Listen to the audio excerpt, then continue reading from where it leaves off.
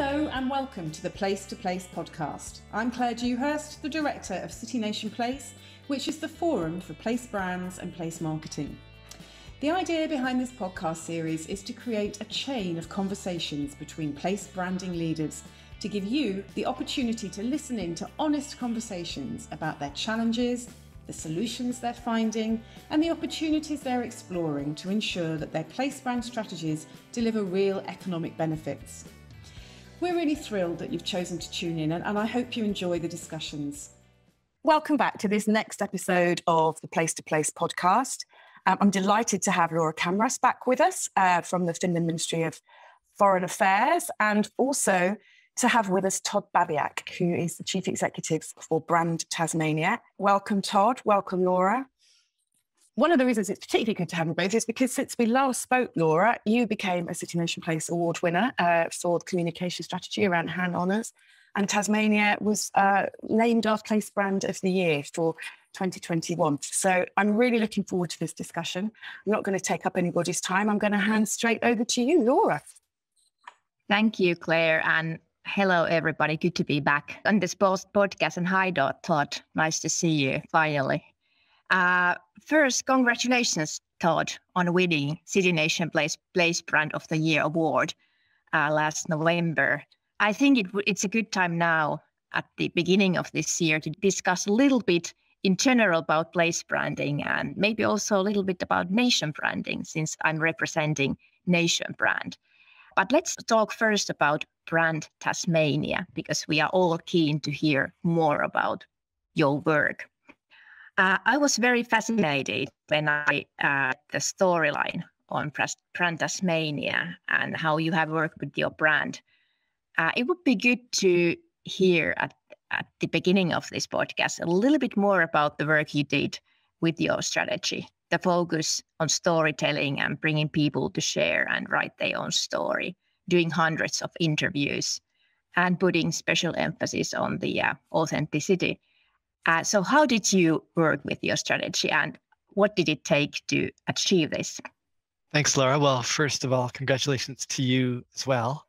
But a little bit like you, we were hunting for that feeling of what can only happen here, what is unique and distinct in this place. And we didn't want to do 100 facilitated sessions where people choose between innovative or resilient or sustainable and all of these other universal synonyms of place goodness. We wanted to try to figure out what was unique and special. And the way we did it is we used Australian Bureau of Statistics data that would give us an absolute cross-section of Tasmania by gender and location, by age, how long had people been here. Tasmanian Aboriginal people have been here for thousands of years, and some new arrivals, 5 generations. And then there are people a little bit like me, brand new immigrants. And we wanted to spend time with them an hour at a time. And so we ended up doing 200 interviews for our work. And then we plugged it into 200 more that I'd done previously as a consultant here. And what we were really asking them is, again, what can only happen here? What would break your heart if you had to leave? What is an example of that? And without being mean, we were gently trying to get people to move past slogans and grand phrases and abstractions and into specificity and even cultural specificity. And for the story they told broadly about Tasmania, but more importantly about themselves and about the sorts of organizations, individuals, artists, communities that moved them the most, that seemed most Tasmanian. And that was just a wonderful experience. And what we saw, maybe 15 interviews in, was a remarkable consistency. There's something about people who choose, a little like Finland, who choose to be in an isolated place. There's something about that, being a little bit outside the grand culture of mainland Australia, and then even North America, Europe, Asia. And what we found is people would often talk about these elements of hardship and isolation, errors we've made in the past. The UN definition of genocide came from the way that Tasmanian Aboriginal people were treated. And it was just strange, I found, as an outsider, to hear people being so honest about hardship and obstacles they had to overcome. And then the overcoming always had a lovely turn in it. being underestimated, made fun of by the rest of Australians, for example, being the poorest state in the lucky country. There's a bit of a chip on the Tasmanian shoulder that is well earned. And Tasmanians loved the turn in the story to go from that isolation into invention, to go from being underestimated to inventing something special that the rest of Australia or the world could learn from. And then they would give us examples, whether it was from food and beverage or from the invention of the wave-piercing catamaran to the strangest private museum in the world, community projects like some of the nicest places to ride a mountain bike. These are the sorts of stories we heard, and there was a uniquely Tasmanian way to tell them. So we just thought, how do we distill all of this and get all of that onto one page, and then from a page to half a page, and then from half a page to something even shorter than that, without it feeling like a slogan or an exercise in sloganeering in any fashion. And I suppose that's what we landed on after all of this, hundreds of thousands of words down to something. And then we had to figure out, how do we express this? And then how do we turn it into strategy? I think you mentioned very important points when it comes to any branding, place or nation. Is the kind of that it has to be based on honesty. You can't fake anything. You can't fake the story, because otherwise nobody will believe it, and you won't get anybody on board to share the story.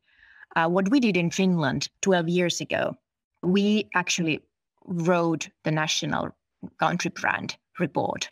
Our foreign minister back in the day said that Finland should write her own story to the world. What is the story that we want to share about us? And it was a very large stakeholder cooperation process. It took 2 years to finalize the report. And I wasn't involved back then, but it's actually the basis for then our country branding strategy that we then finalized 2017. So I'm so happy that we have done the report, because today when we do anything, it's good to have the background and basis that we have the report, we have done it once, and we know what is our story. And it's easy to build then stories based on that kind of the report, first report that was written. But let's talk a bit more about your strategy. When you did your strategy, did you run to any difficulties or challenges when you engaged your stakeholders? Because kind of this is the key issue in any branding. You need to make it work so that you invite people to own it. So can you open a little bit about this, about the stakeholder cooperation? As long as you can tell me how you shared your report with Finnish people first before you started telling it to the world, which interests me. And I think that's where we were. How do we actually get Tasmanians excited about this? The reason we wanted to have kind of a bottom-up, inside-out strategy is if we did this research and then all of a sudden let Tasmanians out of it and started marketing something externally, we knew from our research that Tasmanians wouldn't own it. Even if we had the story right, they would not have felt like they had been the chief storytellers. So we think of ourselves as a client service organization, and the way that we helped our stakeholders was by helping our stakeholders. We have never made it about Brand Tasmania. Our legislation is across trade, tourism, workforce attraction, investment attraction, student attraction, but we see it all as community action.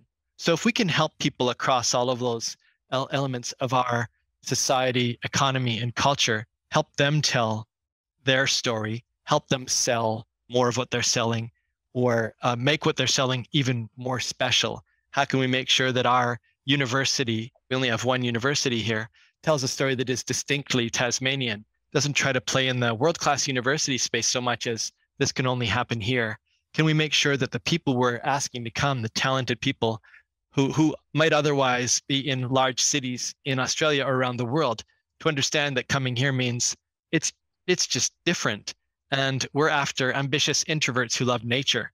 So across the board, rather than us do a stakeholder session where we told everyone, here's the strategy that you must follow, instead we helped them first. We went across the state and did workshops, and we didn't even talk about the Tasmanian brand for the first hour. It was all about using the techniques of narrative to build their own brands or to solve their own problems, to create their own place-making opportunities, for example. And then the second half, by the way, this is what we heard from Tasmanians. This is where we're going with the brand. And we never even launched it. We just let it slowly bubble up. And we just had a big sports event here called the Ashes, which is in cricket. And as a foreigner, I barely understand cricket, frankly. But it was wonderful to see how everyone was able to use this very simple strategy and brand and cultural expression we'd built, and to fold it around the food that people experienced, the sport, the music that people were playing, and even the ways they experienced the city. And so I suppose that's what we've tried to do, is almost be invisible as an organization and to give people the tools to succeed however they would like to succeed.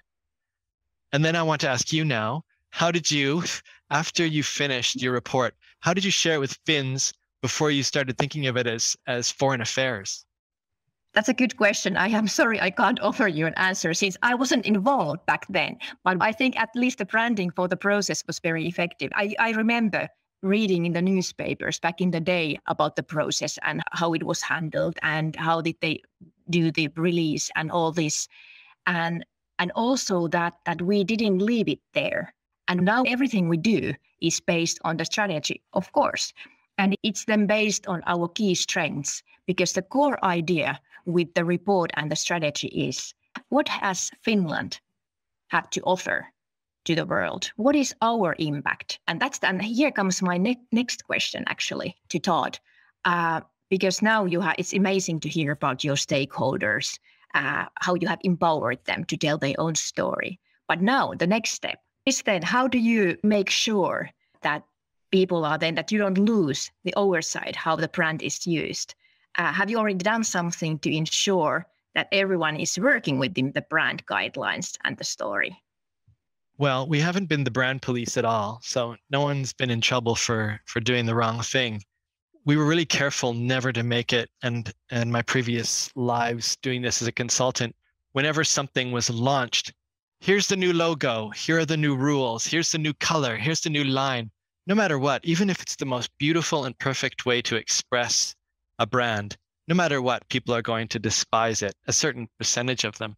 So that's one of the things we just wanted to make sure we did, is we almost did it by stealth. It just came. And if we understand all of our partners and what they want to do and achieve, we could find bespoke ways to do that.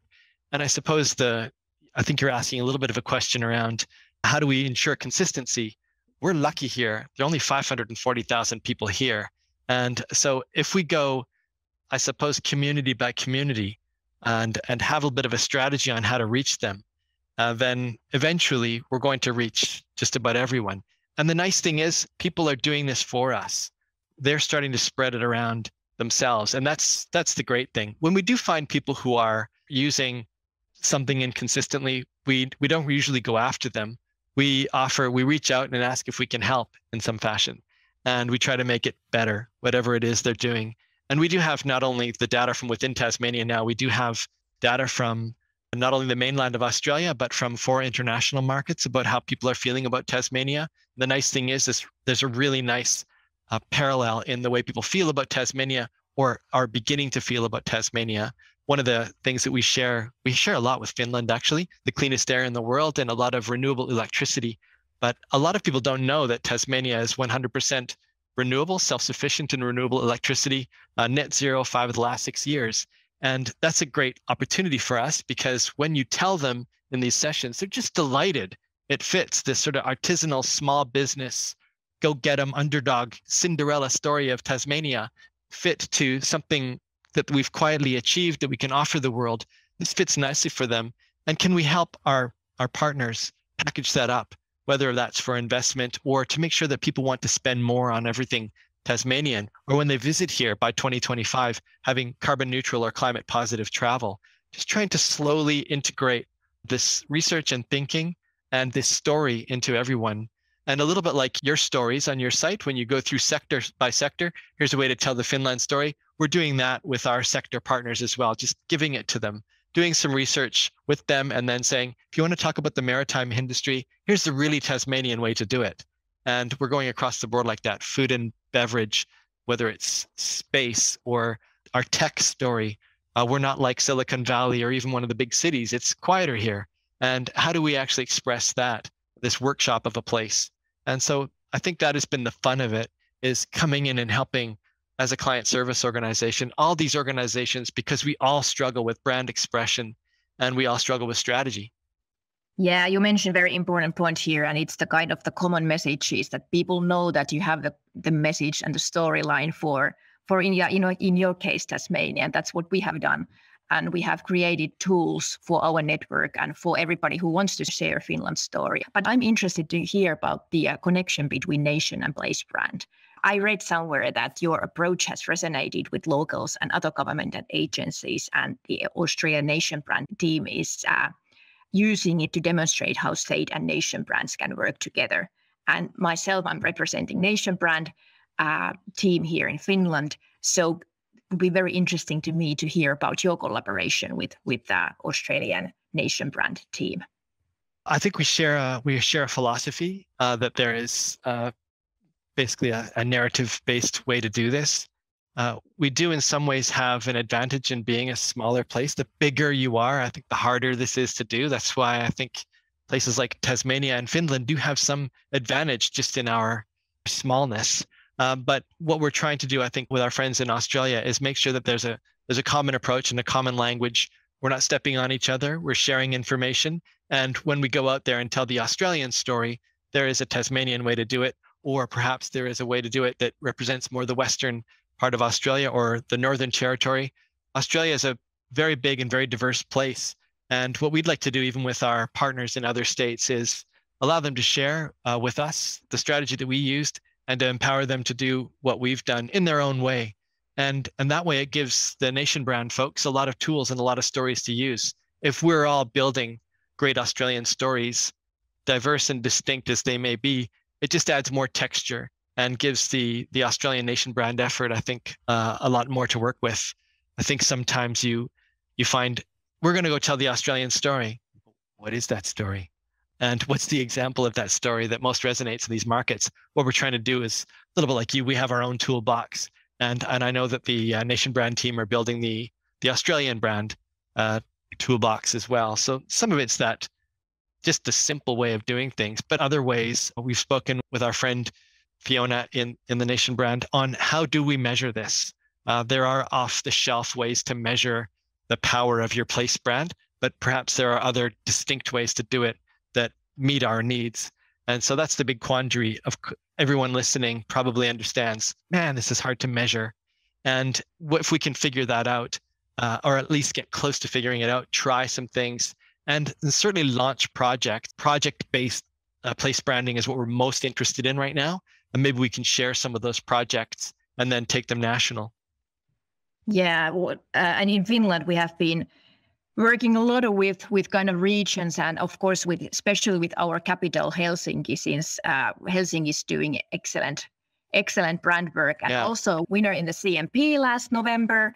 So they are doing excellent work, and our priorities with nation level and state kind of city level or capital level, they are very similar, like sustainability and functionality. So they are really going hand in hand. But also it's important to get the whole nation on board. I mean, that's why we want to put more emphasis also on reaching the regions. Finland's brand is very strong, and it's strengthening every year. In for instance, in Anhalt Ipsos index that we just received, the latest outcome. We know that the core essence in nation or place branding is making an impact on others. Simon Anhalt wisely said that, Laura, first you need to pose a question to yourself.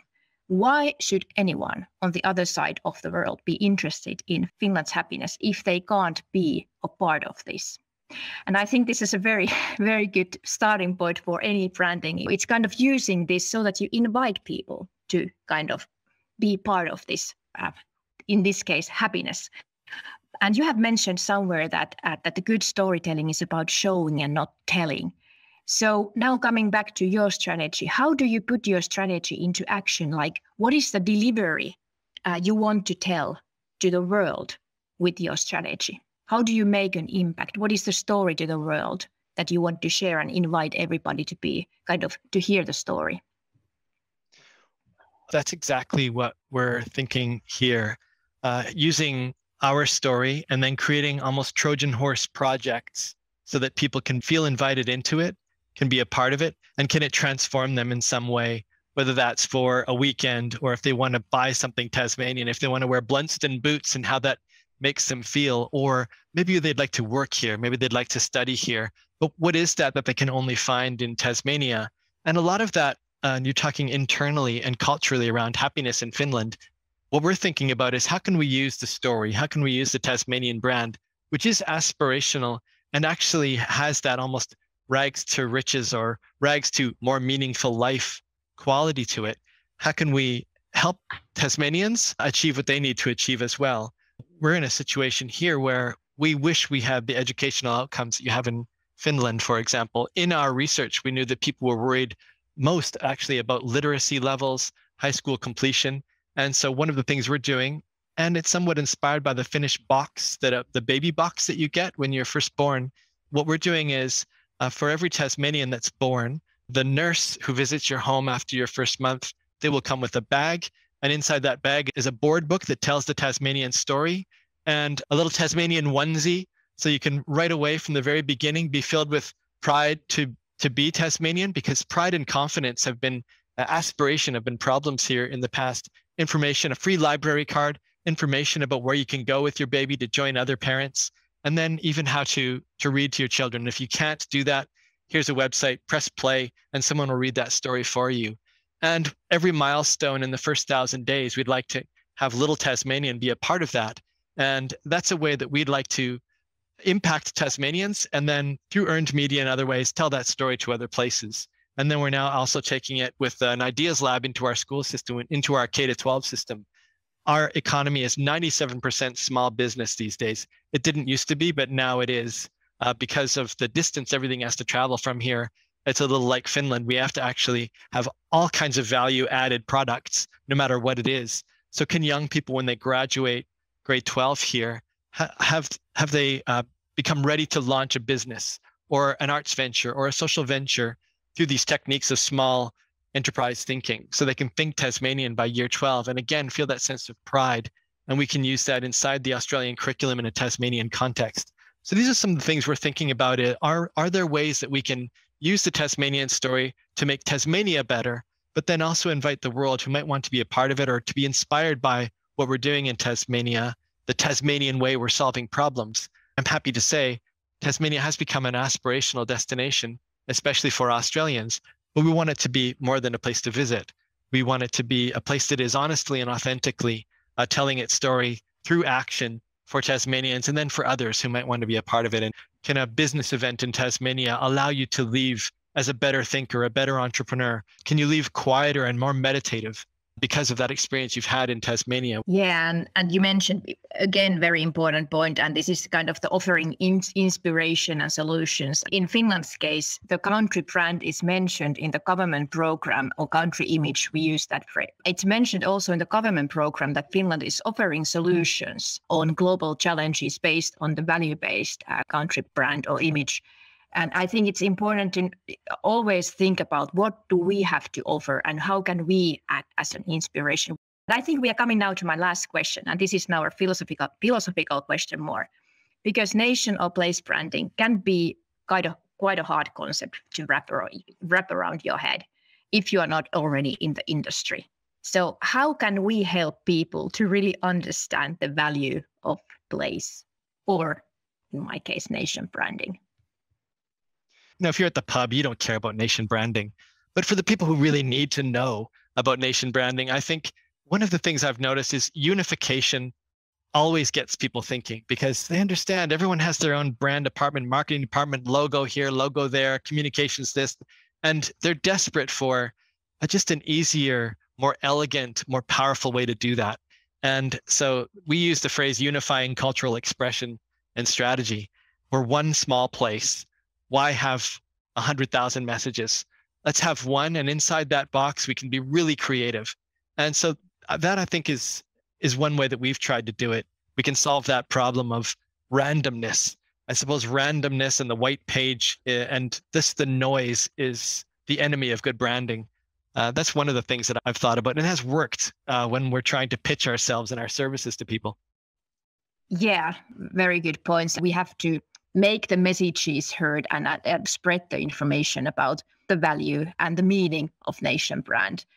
People have perceptions about nations, about places. And we just hope that they would be positive, for instance, in our case, so that we get new friends to Finland or to Tasmania. But I think these were my questions at this time, and I hope you really enjoyed our discussion with Todd, and I wish you all the best for the rest of the year. Thank you. Thanks, Laura. Thank you, both of you. Given that we're recording this quite early in my morning, so that Todd didn't have to stay up till midnight, that was a really positive discussion. What a good start to my day. Such open-minded and best practice thinking about place branding. So thank you both very much for your time. And I look forward, Todd, to welcoming you back for our next conversation when we've lined up someone good for you to chat to, Todd. So thanks very much.